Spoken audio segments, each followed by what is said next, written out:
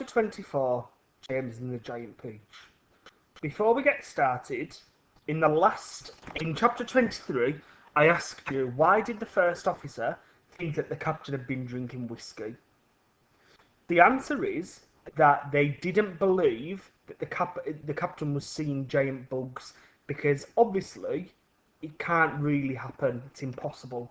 So they thought he was drunk. Okay, let's get on with Chapter 24 of James and the Giant Peach. But up on the peach itself, everyone was still happy and excited. "I wonder where we'll finish up this time," the earthworm said.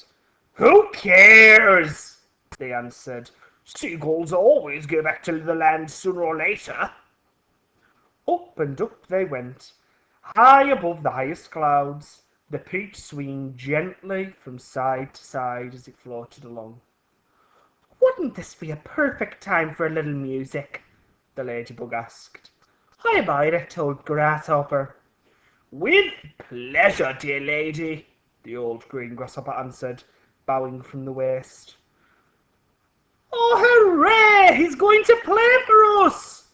they cried, and immediately the whole company sat themselves down in a circle around the old green musician, and the concert began.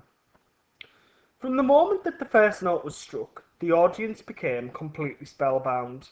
And as for James, never had he ever heard such beautiful music as this. In the garden at home on summer evenings, he had listened many times to the sound of grasshoppers chirping in the grass, and he had always liked the noise that they made. But this was a different kind of noise altogether. This was real music. Chords, harmonies, tunes, and all the rest of it. What a wonderful instrument the old green grasshopper was playing on. It was like a violin. It was almost exactly as though he were playing upon a violin. The bow of the violin, the part that moved, was his back leg. The strings of the violin, the part that made the sound, was the edge of his wing. He was only using the top of his back leg, the thigh, and he was stroking this up and down against the edge of his wing with incredible skill. Sometimes slowly, sometimes fast, but always with the same easy flowing action. It was precisely the way a clever violinist would have used his bow, and the music came pouring out and filled the whole blue sky around them with magic melodies. When the first part was finished, everyone clapped madly, and Miss Spider stood up and shouted, "Bravo, Uncle! Give us some more!"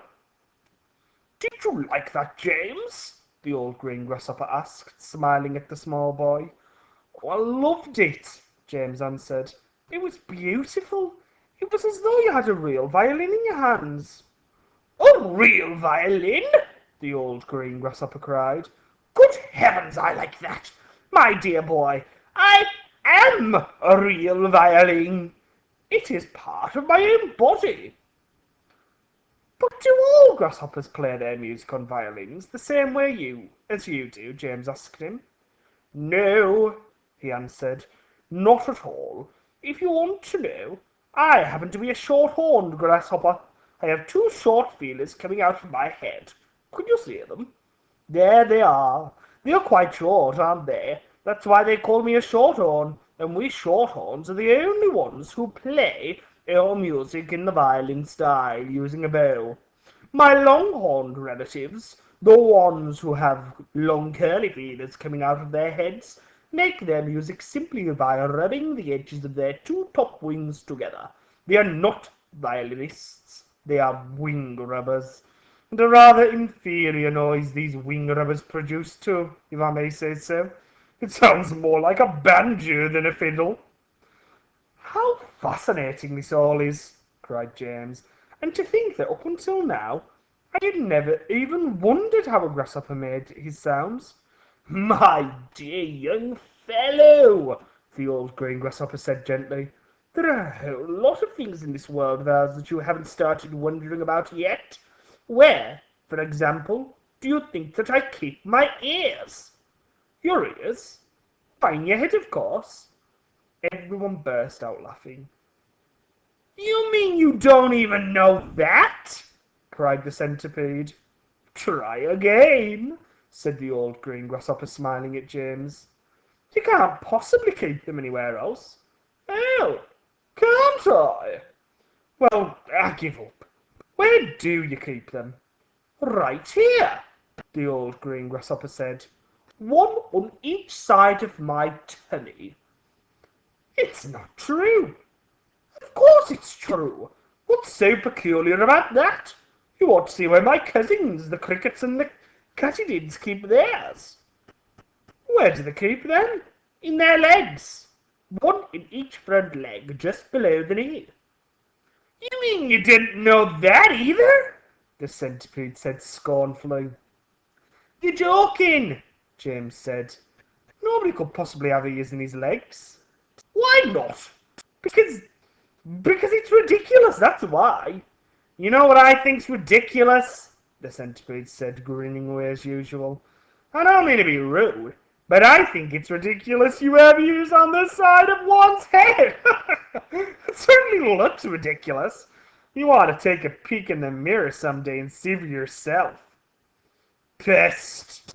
Cried the earthworm. Why must you always be so rude and rambunctious to everyone? You have to apologize to James at once. Okay, the question for this lesson is, what instrument was the old green grasshopper playing? What instrument was the old green grasshopper playing? Send a message with your answer to earn your 5 dojos. Bye bye and see you tomorrow.